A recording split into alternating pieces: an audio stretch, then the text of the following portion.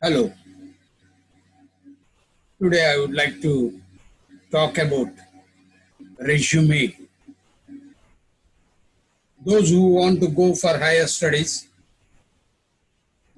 you have to prepare the resume and send it to the recruiters. So I'll tell you what is resume, how it has to be prepared. Before starting, I would like to tell you resume preparation, it should be eye-catching. There is no fast rule.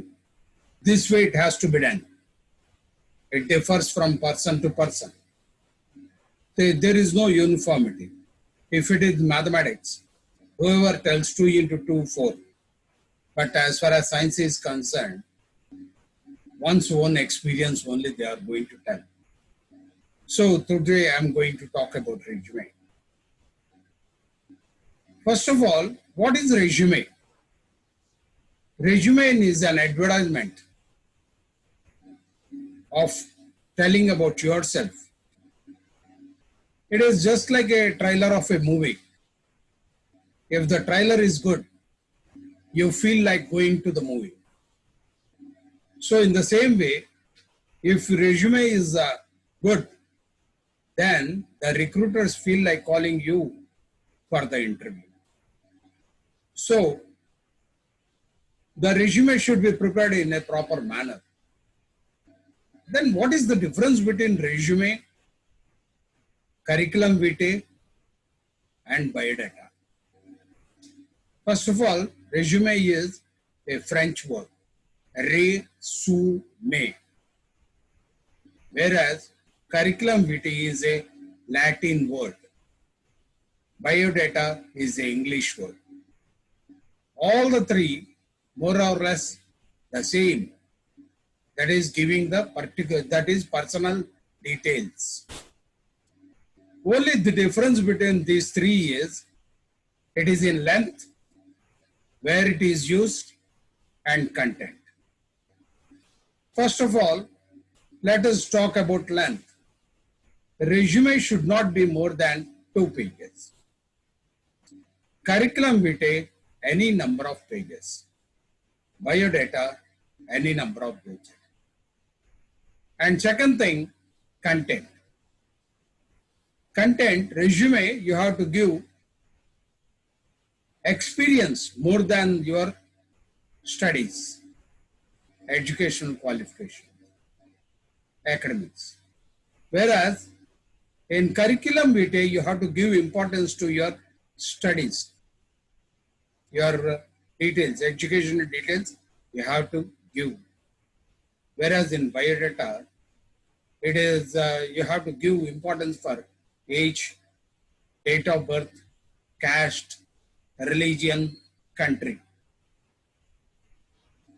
And then coming to third one, where it is used.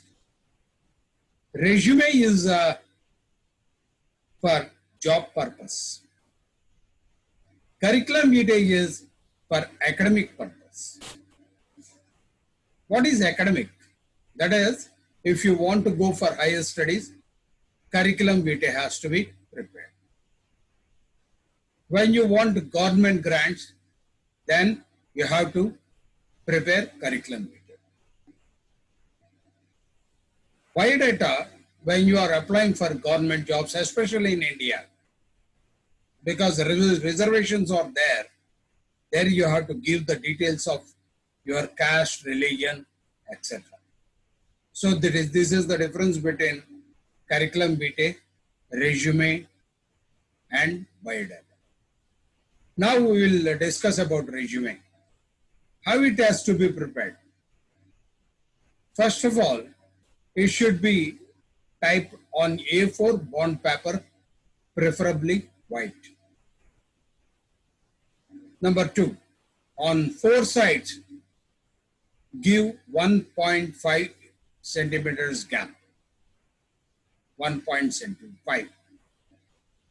So, number 3, use action verbs. Never use I in the resume. What are action verbs? Suppose if you are Coordinating. I coordinated.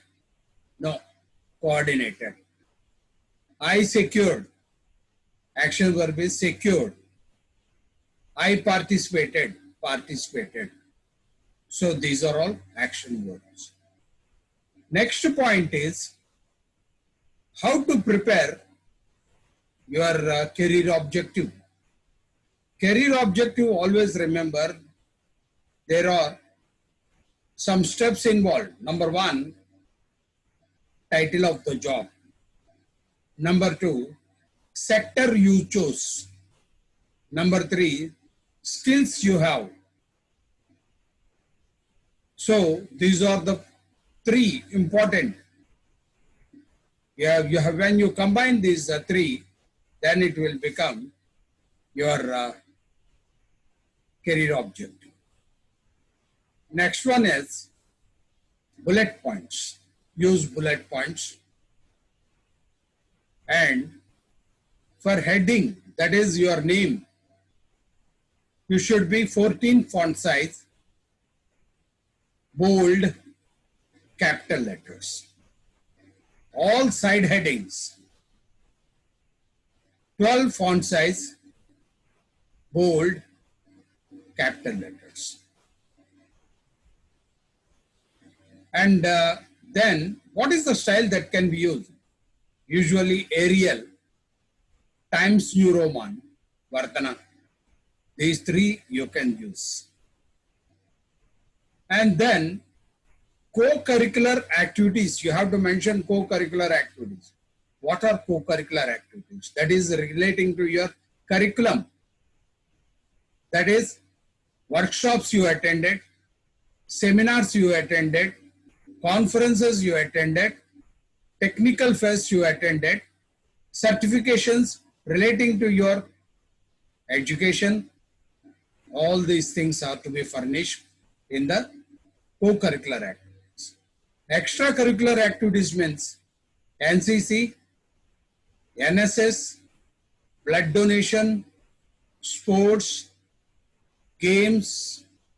These are all come under extracurricular activities. Right? Now, how to prepare? Take a white paper, then type it.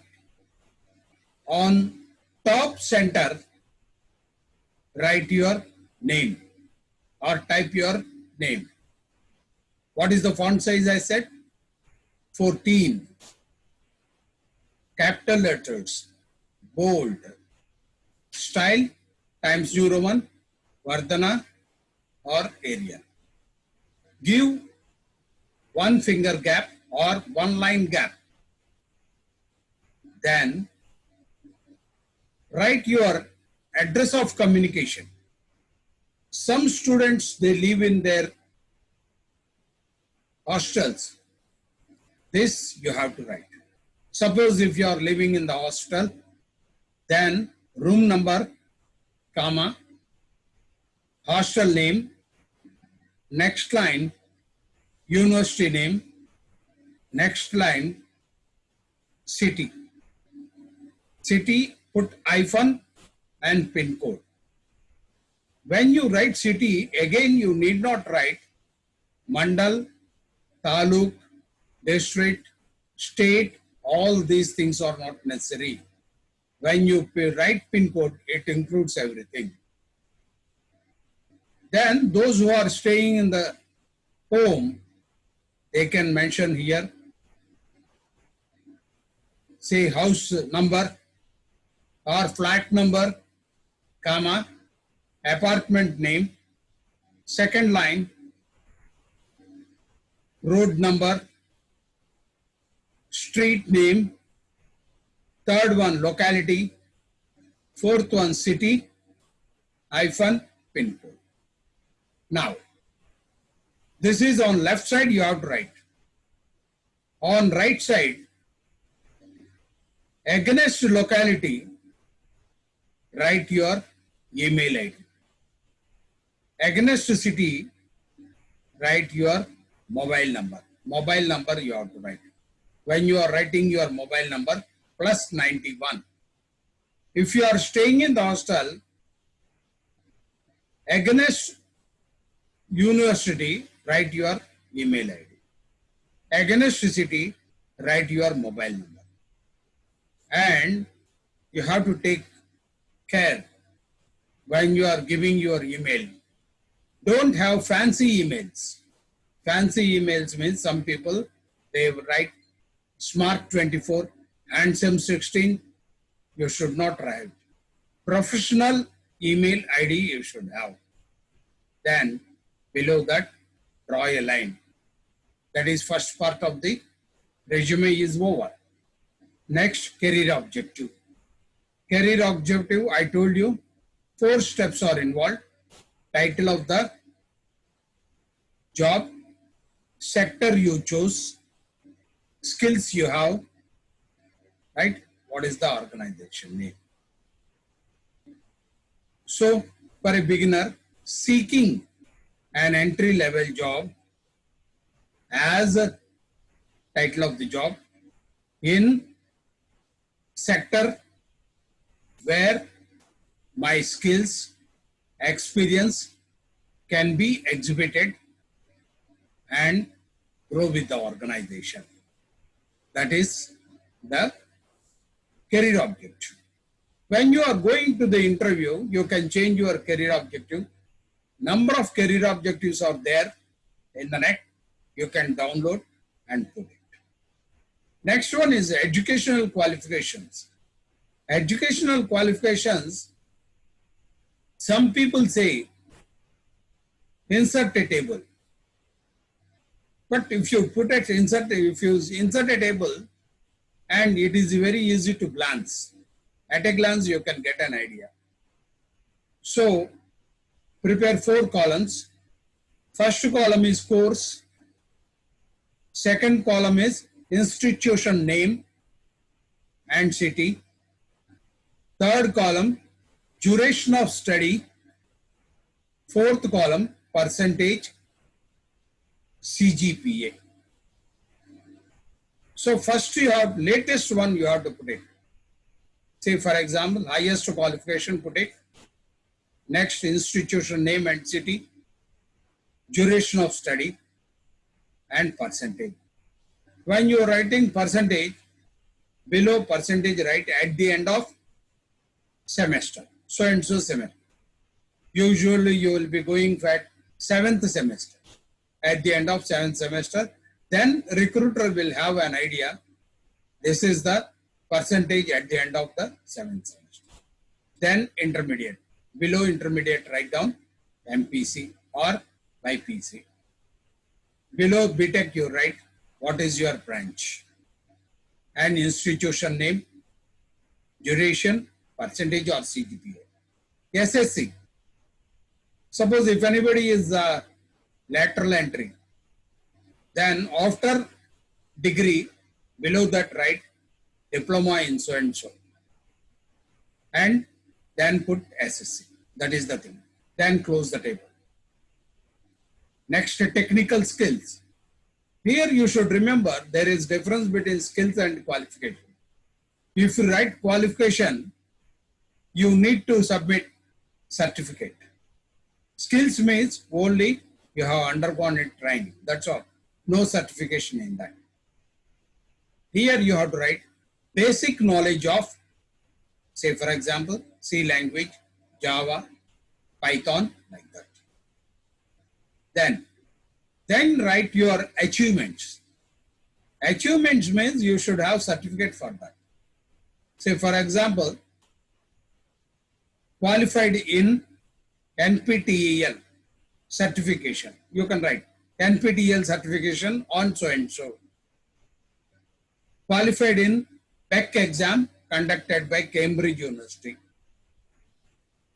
British Council, anything for that matter, whatever the qualification you have got certification, you can write your achievement. And then co-curricular activities. Co-curricular activities relating to your curriculum. Participated in workshop titled so and so during then presented a paper on so and so, on so and so occasion, attended the conference so and so at so and so place, like that. 3 or 4 you have to write, important. And then extracurricular. Extracurricular, cadet of NCC, battalion number so and so, volunteer of NSS and participated in Swachh Bharat, donated blood on the occasion of so and so, winner of so and so team, represented the university in the intercollegiate, like that you can write. I told you only important 4 or 5. It should not be laundry list. Next thing is project. When you write the project, title of the project, duration, guide, description. Description should not be more than 2 lines, that's all. Next, internship. Internship, name of the organization, duration, supervisor, experience gain. Next, write strengths, 3 or 4 strengths.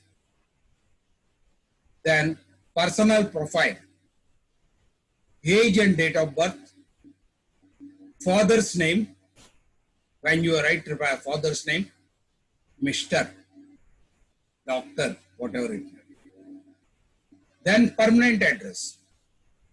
Those who are staying in the hostel, you have to write your permanent address. So next one is languages known. First you have to write English, then your mother tongue, and then you can write Hindi, Tamil, whatever it may be. First one is English you have to write. That is needed in the industry. Next one is hobbies. Hobbies, when you write hobbies, be specific. Watching TV. Which channel? Watching news channel. Watching scientific channels. Watching Discovery Channel. Be specific. Reading books. Which type of books? Listening to music. Which music? Be specific about it. And here I want to tell, then give a gap of 1 line, then declaration. Usually for private jobs, nobody asks declaration. Declaration only for government jobs they ask. In case they ask you, you write it, nothing wrong in that. Then single line gap, place, date. On right side, within the brackets, write your name. And references on a separate paper, write it and keep it with you. References to academic people. To academic, that is your professor's names you can use. One reference, you can write a well-known person in the society. Bank manager or insurance company manager, well-known people, but don't write politicians' names. This is resume. Curriculum vitae, you have to write, instead of career objective, you write what is the objective of internship objective, you write it. This is how you have to prepare. All the things, always for a fresher, curriculum vitae, you have to write it. And this curriculum vitae, whenever you are applying for a job, according to the job you apply, you have to change your career objective. What that job requires, what are the things they require, according to that, you have to write your career objective. So, you write it in a proper manner. If you take it granted, first half, that is career objective, your qualification, your technical skills, they are showing what you are. Then second half, you are proving yourself by telling that curricular, co-curricular activities, extracurricular activities, projects, strengths. You are proving what you have. So this is how you have to prepare the resume. So thank you. Thank you very much.